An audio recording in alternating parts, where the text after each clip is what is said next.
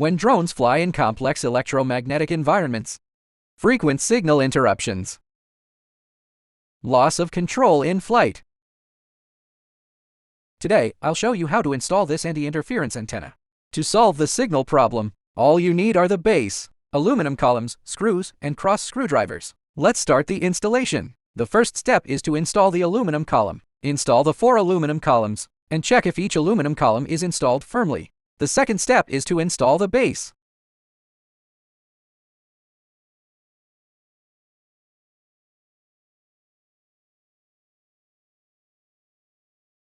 The third step, install the anti-interference antenna.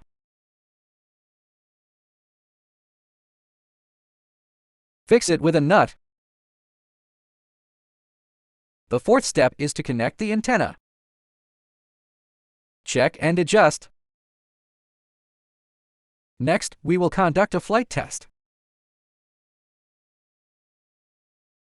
Under the effect of the anti-interference antenna, flies smoothly.